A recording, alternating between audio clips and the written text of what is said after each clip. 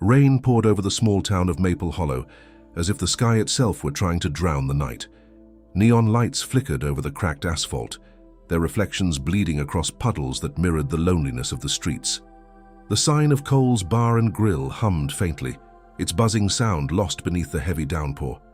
Inside, smoke floated lazily above cheap whiskey and loud laughter, the kind of laughter that only came from men who believed they owned the world. Emily Turner moved behind the counter like a ghost, trying to survive among wolves. Her brown hair was tied back, her apron damp with beer and rainwater she'd carried in when the storm started. Every night felt the same, pouring drinks, dodging hands, pretending not to hear the comments that cut deeper than they sounded. She had learned to smile through humiliation, to turn silence into armor. But tonight, something in the air felt heavier. At the corner table sat Richard Cole, the kind of man whose name carried weight in a town like this. A millionaire with money older than most of the buildings around, he wasn't used to hearing no. His laughter filled the bar as he leaned back, his golden watch catching the dim light. He had the eyes of a predator who believed the world revolved around his desires. And Emily had become the latest object of his cruel amusement. She tried to keep her distance, to hide behind the counter as she polished a glass that didn't need cleaning. But Richard's gaze followed her every move, his smirk widening with each drink he finished. The men around him laughed at his jokes, feeding his arrogance until the line between mockery and menace began to blur. When she finally approached to clear his table, he reached out and caught her wrist, not hard enough to leave a mark, but firm enough to make her freeze. "Come on, sweetheart," he murmured, his voice dripping with entitlement. "You smile at everyone but me. That's not very nice, is it?" The laughter at the nearby tables died down. The jukebox kept playing, an old blues song swallowed by the storm outside. But inside the bar, a thick silence began to spread. Emily's eyes darted toward the door, toward the rain, toward anywhere but the man holding her hand. Outside, the rumble of a motorcycle echoed through the night, deep, distant, but growing louder. Headlights cut through the rain, slicing across the parking lot like lightning. The door burst open, slamming against the wall with a sound that silenced every breath in the room. A tall figure stepped inside, drenched in rain, leather jacket glistening under the dim lights. His presence filled the space before he even spoke. It was Jake Turner, Emily's brother. An ex-soldier, a man who had seen enough of the world to know what real danger looked like. He hadn't planned to be here. He was just passing through, looking for a warm drink and a dry place. But fate had a cruel sense of timing. Jake scanned the room, the smell of beer and tension thick in the air. Then his eyes met his sister's, terrified, trembling, trapped under the hand of a man who thought himself untouchable. In that single moment, the storm outside became nothing compared to the one about to erupt inside that bar. The door creaked as it slowly swung shut behind Jake, muffling the storm, but doing nothing to calm the one rising inside him. Water dripped from his jacket, pooling at his boots, yet he didn't move. His eyes locked on Emily, her face pale, her shoulders trembling, her wrist still caught in the grip of a man who didn't know who he was touching. For a heartbeat, the room seemed frozen in amber. The flicker of a neon sign outside painted the scene in alternating flashes of red and blue, as if the universe itself were warning of what was about to happen. "Let her go," Jake said, his voice low, quiet, almost too quiet. But it carried a weight that silenced the last murmur of laughter in the room. Richard Cole turned, visibly irritated, his expression breaking into a smirk when he saw the stranger. "And who the hell are you supposed to be?" he said, still gripping Emily's wrist as though it proved something. "Some hero off a bike thinking you can waltz in here and—" Before he could finish, Jake's hand shot out, gripping Richard's wrist with such force that the older man's sentence turned into a gasp. The sound of bones straining under pressure filled the space between them. Emily stumbled back, free at last, pressing her hand against her chest as if to make sure she was really breathing. Jake's eyes never left Richard's. "I said, let her go." The millionaire tried to laugh it off, but it came out brittle, trembling. "Do you have any idea who I am?" he spat, his voice trembling somewhere between arrogance and fear. Jake leaned closer, his voice dropping to a dangerous whisper. "Doesn't matter who you are. What matters is that you laid a hand on my sister." That word, sister, landed like a thunderclap. Emily's name suddenly connected the dots for the few patrons who knew her last name. Murmurs began to ripple through the room. Some men shifted uncomfortably, others watched, fascinated, as if they were witnessing a movie scene too intense to look away from. Richard tried to regain control of the narrative, straightening his jacket as he stepped back. "You think this little show of yours scares me? You're nothing. You don't touch me. I could buy this whole damn bar and have you thrown out like trash." Jake's jaw tightened. His voice stayed calm, almost eerily calm. "You should have thought about that before touching her." Richard smirked again, but his eyes flickered with uncertainty. "You're gonna regret this," he said, nodding toward the bartender, who hesitated, unsure of which side to take. "Call the cops. This idiot just assaulted me." But the bartender didn't move. Neither did anyone else.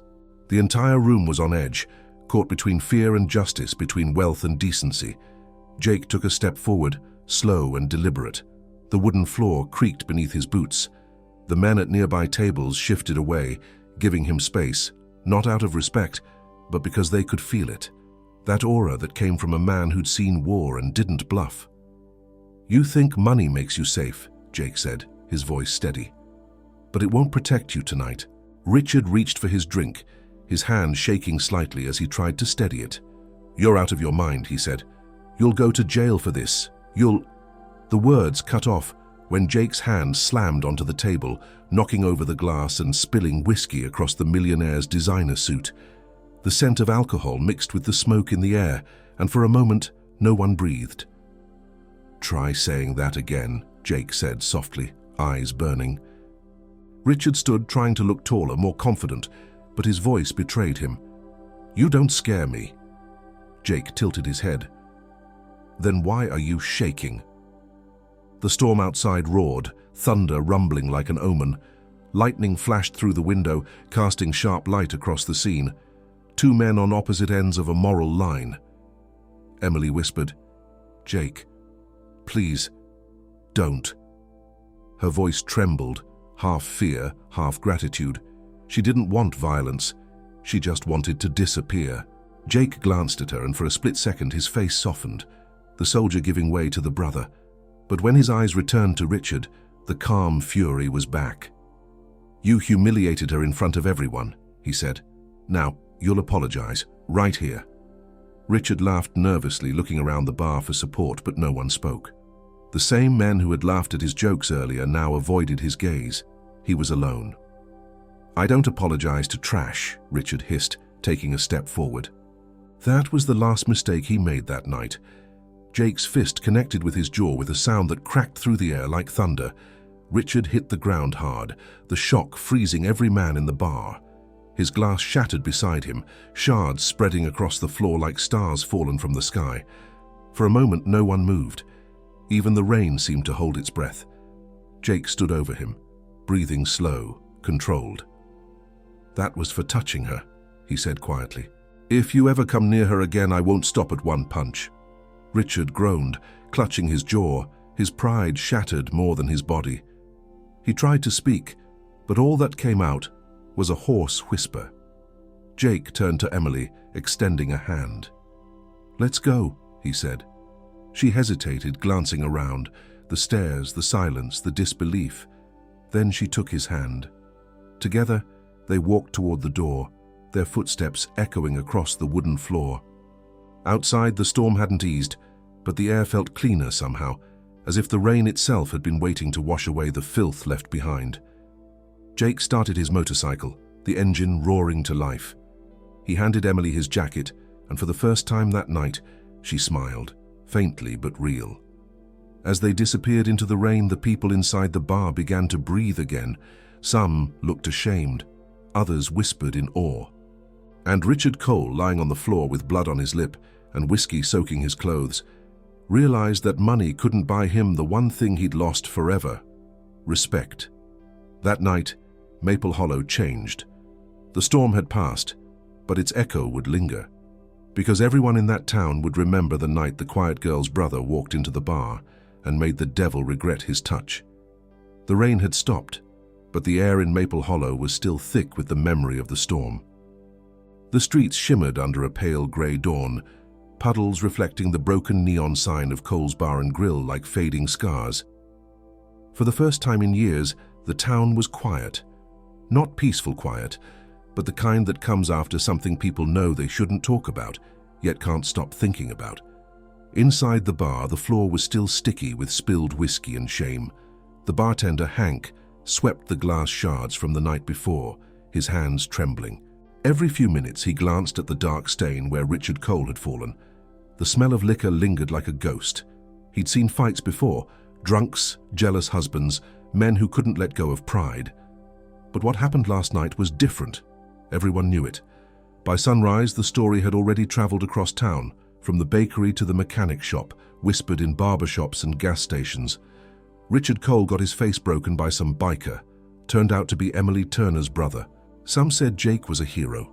Others called him reckless. But in a town where power had always belonged to money, no one dared say it too loud. Emily sat by the window of her small apartment above the laundromat, staring at the street below. Her hands wrapped around a cup of coffee that had long gone cold. The bruise on her wrist was faint now, but every time she looked at it, she could still feel Richard's grip, the humiliation, the fear, the weight of all the nights she had stayed silent. Jake was asleep on the couch, still wearing his jacket. He hadn't said much after they got home. He'd just poured a drink, sat by the window for a while, and watched the storm fade. When he finally lay down, it wasn't rest. It was exhaustion of a man who had fought too many battles, both seen and unseen. Emily's mind kept circling back to that moment, the way the bar went silent, the shock on Richard's face, the way Jake's voice didn't shake once. A part of her wanted to thank him. Another part felt sick with guilt. She whispered to herself, barely audible, "He could go to jail for me." The knock on the door made her flinch. It wasn't loud, just 3 slow, deliberate taps. Jake stirred instantly, his instincts firing awake before his eyes even opened. He rose from the couch, motioning her to stay back. When he opened the door, Sheriff Dalton stood there, broad shoulders, thick mustache, eyes tired from too many years of looking the other way. "Morning, Jake," the sheriff said, voice flat. "We need to talk." Jake didn't move. "I figured you'd come." Dalton sighed, shifting his hat. "You broke a man's jaw last night, a man who happens to own half the real estate in this county. You know how this looks." Jake crossed his arms. "It looks like justice to me." Dalton glanced past him, catching sight of Emily, who stood frozen in the background.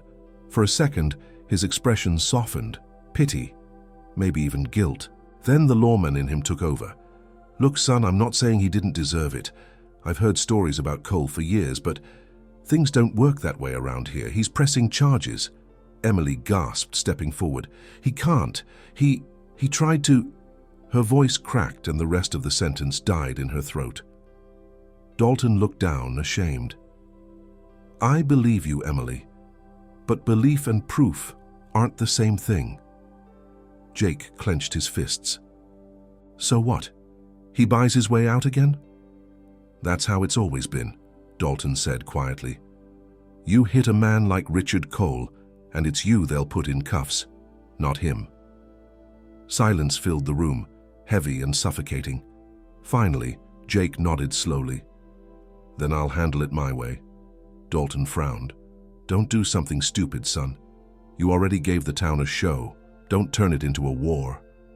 Jake's eyes met his, cold, steady. The war started the moment he touched her. The sheriff exhaled, defeated. He left without another word. The sound of his boots faded down the stairs, replaced by the hum of early morning traffic. Emily turned to Jake, tears burning at the corners of her eyes. "You shouldn't have done it," she said, voice trembling. "He's powerful, Jake. You don't know what he's capable of." Jake looked at her, his expression unreadable. "I know exactly what men like him are capable of. That's why I couldn't walk away." She shook her head, pacing. "You don't understand. He's not just some drunk. He has friends. In the police, the paper, even in the court. He'll ruin you." Jake stepped closer, his tone softening. "Then he'll have to try damn hard." For a moment she looked up at him, at the brother who used to fix her bike, scare away bullies, and promise her that the world wasn't as cruel as it seemed. But now, as she saw the scars on his hands, the tiredness in his eyes, she realized that maybe it always had been. Outside, a black car slowed in front of the building, tinted windows, engine humming like a threat. Emily froze by the window. "Jake." "He's already here." Jake's eyes narrowed. He walked to the window, pulled the curtain just enough to see. The car lingered for a few seconds, then drove off. But the message was clear. Richard Cole wasn't done. He turned back to Emily. "Pack your things. We're leaving." Her voice broke. "Leaving? Jake, I can't just run. This is my home." He shook his head. "Home's just a word, Em. It's not worth staying if it means being hunted." She stared at him for a long time, her heart torn between fear and loyalty. Then quietly she whispered, "Where will we go?" Jake looked out the window again, the grey sky reflected in his eyes. "Someplace they can't find us," he said. "Someplace clean." But deep down, both of them knew. There was no clean escape from the dirt of Maple Hollow. Not anymore. By the time the sun climbed over the rooftops of Maple Hollow, the story had already mutated into something else. Local radio stations whispered about a violent assault at Cole's bar. The Maple Gazette ran an early headline that morning. "Prominent businessman attacked by drifter in downtown bar." No mention of Emily, no mention of why it happened. Just the words drifter, assault, unprovoked. Richard Cole was a master of control, not just of people, but of perception. With a few calls, he'd already spun the narrative into something that made him the victim and Jake the threat. Money bought silence, and in Maple Hollow, silence was easy to buy. At the bar, Hank the bartender sat across from a local reporter, his voice low and uneasy. "It wasn't like that," he muttered. He was out of line. The girl..." But before he could finish, the reporter interrupted with a tired smile. "I understand, Hank. But you know how it works. The paper doesn't print stories that bite the hand that feeds it." And just like that, another truth was buried under the weight of money. Emily stood by the window of the motel room they had rented on the outskirts of town, watching cars pass on the wet road below. It was barely noon, but she hadn't eaten, hadn't slept. Every honk, every door slam made her flinch. The fear wasn't of violence anymore, it was of reputation, of being branded as the cause of everything. Jake sat on the edge of the bed, a half-smoked cigarette between his fingers, the ash growing long. The television on the dresser played the morning news, muted, but the scrolling banner at the bottom was enough. "Assault at Cole's bar, suspect at large." His jaw tightened. "They're making me look like some damn criminal." Emily turned toward him, her voice barely above a whisper. "That's what he does, Jake. He destroys people quietly. He's been doing it for years." Jake didn't respond. His eyes were fixed on the reflection of his own face in the TV screen, tired, angry, trapped. He'd seen men like Richard before, overseas and at home, the kind who thought power was a shield, who believed fear could buy loyalty.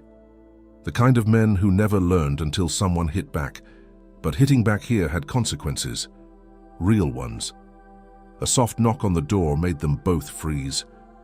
Jake stubbed out his cigarette and grabbed the old revolver from his duffel bag. "Stay behind me," he whispered. He opened the door slowly. It wasn't the sheriff this time, it was Hank, the bartender. His hat was soaked, his hands trembling as he stepped inside. "I had to find you," he said, voice shaky. "They're coming after you, Jake. Richard's filed charges and the story's spreading.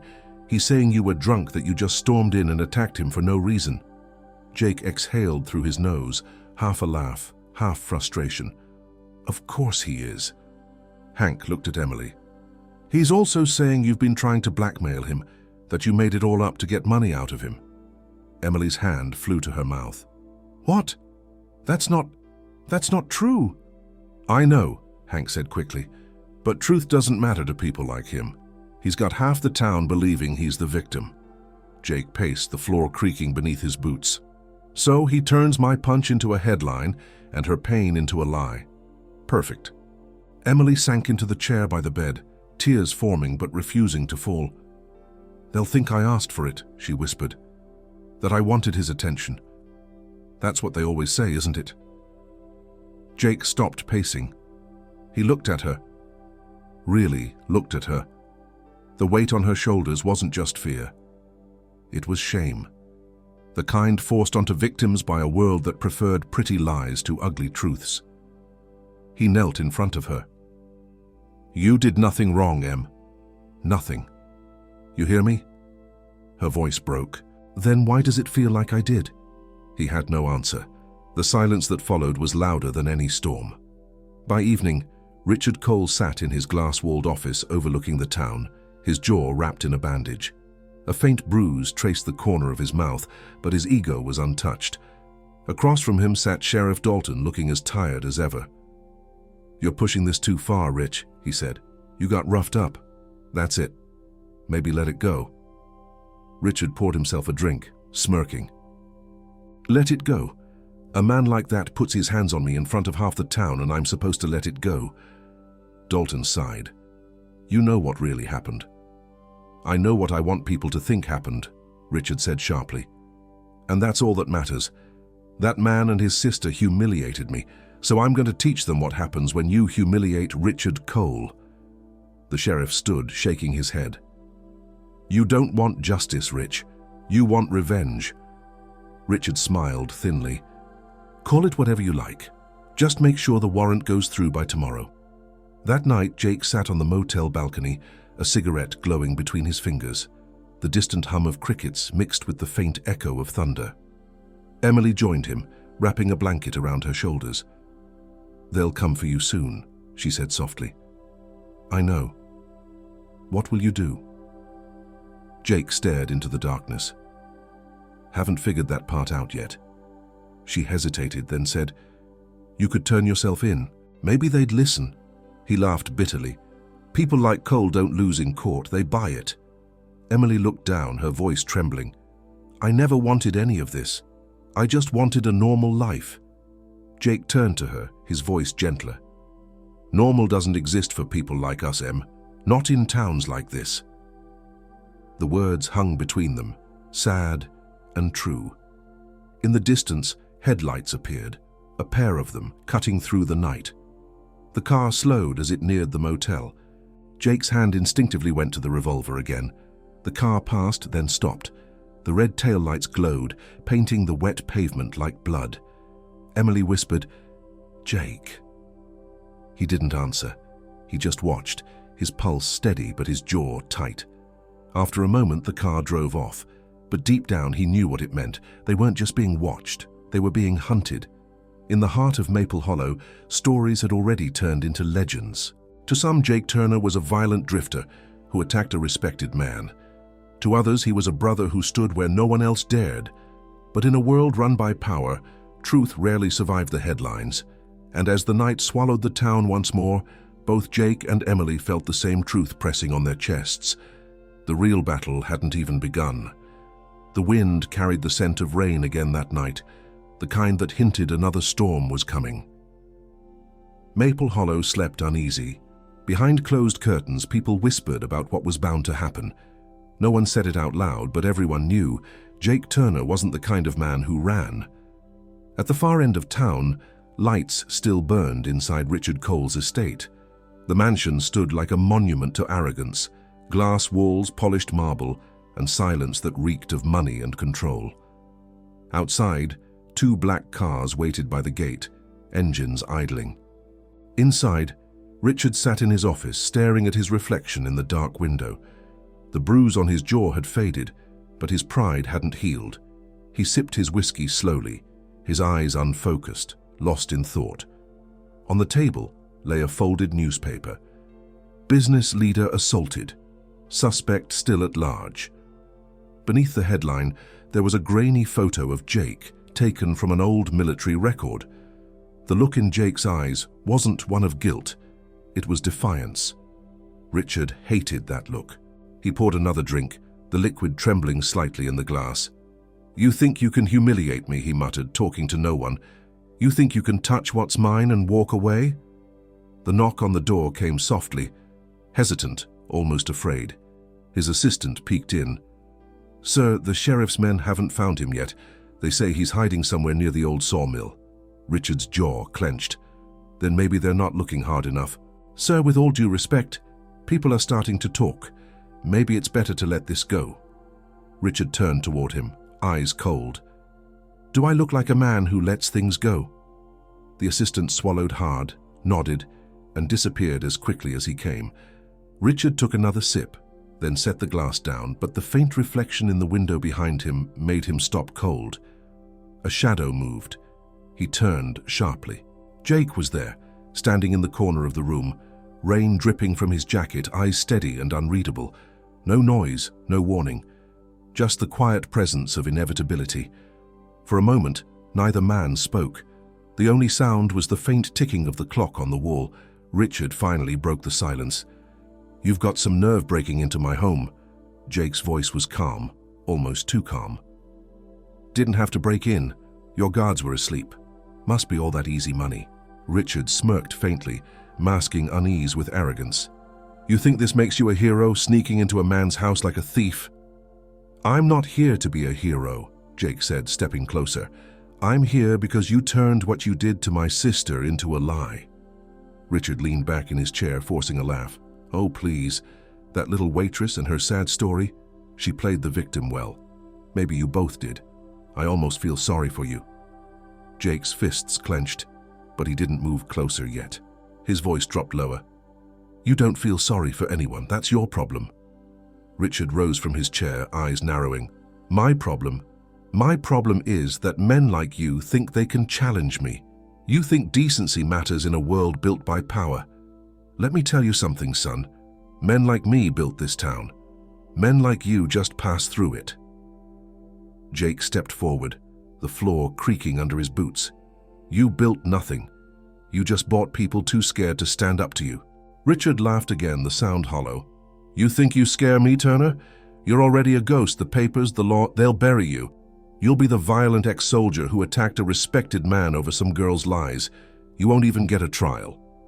Jake tilted his head, his tone still quiet but sharper now. "You ever think about what people say when the money runs out, when the mask drops and they finally see you for what you are?" Richard's smirk faded. "You don't understand this world." Jake's eyes darkened. "No, I just don't belong to it." The silence stretched like a blade between them. Richard moved toward his desk, opening a drawer slowly. "You should leave before I call the police." Jake didn't move. His gaze followed Richard's hand until the drawer opened fully, revealing a gun. "Don't," Jake said quietly. Richard hesitated, his fingers brushing the weapon. "You think I won't use it?" Jake took one step closer. "I know you will. Cowards always do." That hit him harder than any punch. Richard's face twisted with rage. He pulled the gun and aimed it straight at Jake, but Jake didn't flinch. He stood still, eyes locked on the man before him, steady, calm, unblinking. "Go ahead," he said. "Pull the trigger. Add murder to your list." Richard's hand trembled slightly. "You think dying makes you right?" "No," Jake said, "but it'll sure make you remember who you really are." The gun shook. Richard's breathing quickened. For the first time, the man who had controlled everyone and everything felt truly powerless. Jake wasn't afraid, and there's nothing more terrifying to a tyrant than a man who's not afraid to die. Finally, Jake spoke again, softer now, almost like a whisper meant for the soul. "You'll live with what you did, Richard. You'll live with every lie, every bruise, every name you ruined, because deep down, you know the truth. And truth, it never goes away. It just waits." Richard's eyes flickered, uncertainty breaking through the rage. His hand dropped slightly. The weight of Jake's words pressed down on him harder than any punch could. Jake stepped forward, closing the distance between them, and pushed the gun aside. He leaned close enough that Richard could feel his breath. "You'll destroy yourself faster than I ever could," he murmured. Then, with a slow turn, Jake walked toward the door. Behind him, Richard stood frozen, gun still in hand, but his arm heavy, his body trembling. The sound of the rain outside grew louder, as if the world itself had started to breathe again. Jake paused at the doorway and looked back one last time. "You think you own this town," he said, "but tonight it saw who you really are." Then he was gone. Outside, Jake stepped into the rain, pulling his jacket tight. Headlights flared in the distance, Emily's car waiting by the gate. When she saw him approaching, her face was pale, her hands gripping the steering wheel. "Jake," she whispered as he slid into the passenger seat. "What happened?" He looked ahead at the empty road, water glistening under the streetlights. "It's over," he said quietly. But in his voice there was something heavier than victory, the weight of knowing that real justice doesn't come from fists or fear. It comes from standing in front of evil and refusing to bow. And as the car drove off into the storm, Richard Cole stood alone in his mansion, staring at the gun in his hand, and for the first time, afraid not of death, but of himself. Morning crept over Maple Hollow like a slow confession. The storm had finally passed, leaving behind streets slick with rain and silence that carried the weight of everything said and done. The air smelled of wet earth and smoke, and for the first time in days the clouds broke just enough to let the sun through. Thin rays slicing through the grey, glinting off puddles and rooftops like shards of forgiveness. At the edge of town, a car idled by the old bridge. Emily sat in the driver's seat, both hands wrapped around a paper cup of coffee gone cold. Jake leaned against the railing, watching the river flow beneath, brown, restless, alive. He hadn't spoken much since the night at Richard's mansion. There was nothing left to prove, only the quiet reckoning of a man who'd finally done what he'd spent a lifetime avoiding, standing still long enough to feel. "Do you think he'll come after us again?" Emily asked softly, her voice hoarse from sleepless nights. Jake shook his head. "No, he's done." She looked at him, doubtful. "You saw his eyes, Jake. Men like him don't just stop." He nodded slowly, still staring at the water. "You're right. They don't stop because they can't. But last night, something in him broke, not his pride, something deeper, the kind of break you can't buy your way out of." Emily watched her brother, the morning light catching the edges of his tired face. There were new lines there, etched by years and by one night that changed everything. "You scared him," she said quietly. Jake smiled faintly, almost sad. "No, I showed him himself." "That's worse." The wind rustled through the trees, carrying with it the faint hum of the town waking up. Trucks rumbled down Main Street. Church bells rang in the distance, not out of celebration, but out of routine, as if life was trying to move on, pretending not to have seen what it did. News traveled fast again, but this time the story was different. The Maple Gazette had printed a retraction, quiet, small, hidden in the lower corner of page 2. The official statement said Richard Cole had withdrawn all charges, citing a misunderstanding. No apology, no admission. But silence, for once, in a town that thrived on whispers, was enough to tell the truth. People talked anyway. Some said the millionaire had been visited by the man who hit him. Others said he'd spent the night screaming in his empty house. No one knew what really happened, but everyone knew something had shifted. For the first time, Richard Cole stopped showing up at the bar. Emily took a deep breath, letting the river air fill her lungs. "I keep thinking about that night," she said. "How small I felt, how helpless. And now, I don't know. It's like the fear's still there, but quieter." Jake turned toward her, eyes soft. "Fear never leaves. It just stops controlling you." She nodded, her eyes glassy but calm. "Do you regret it? What you did?" He took a long moment before answering. "No," he said, "but I regret that it had to happen that way. I spent years fighting other people's wars, thinking I understood justice. Turns out the hardest battle was right here, in this damn town, with my own blood on the line." Emily's voice was barely a whisper. "You saved me." Jake shook his head gently. "You saved yourself. I just walked in at the right time." A long silence settled between them, the kind that felt like peace rather than distance. The river kept moving, carrying pieces of the storm downstream, toward places where names and memories didn't matter anymore.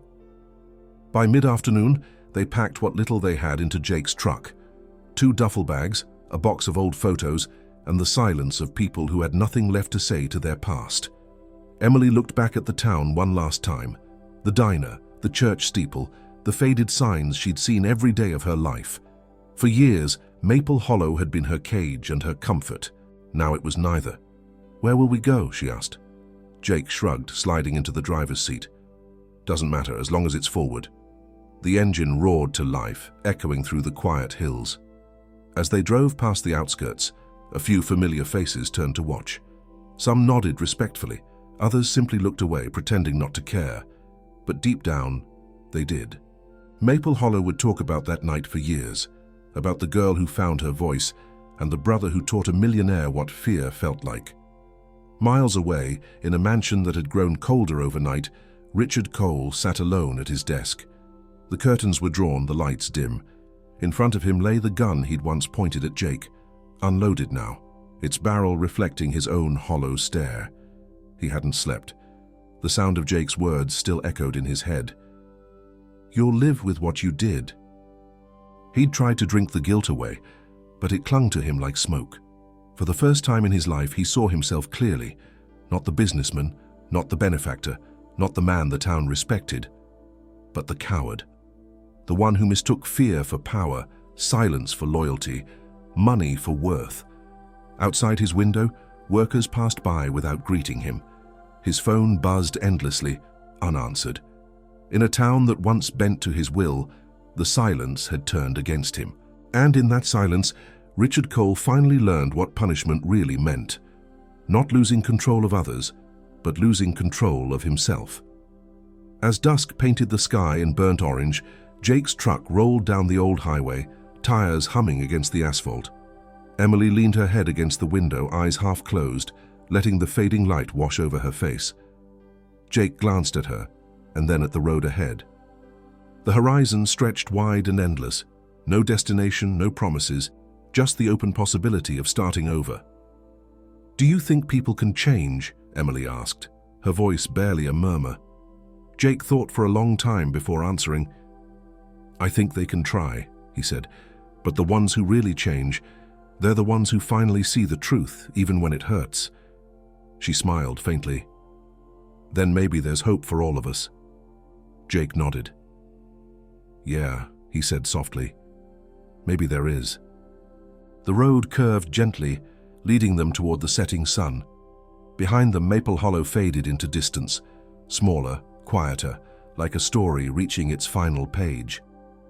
In the dust rising from the road, the last light of day turned golden, wrapping brother and sister in a glow that felt like grace. The kind born not from forgiveness, but from surviving what tried to break you. And somewhere in the fading horizon, the storm that began in a bar ended, not with vengeance, but with peace.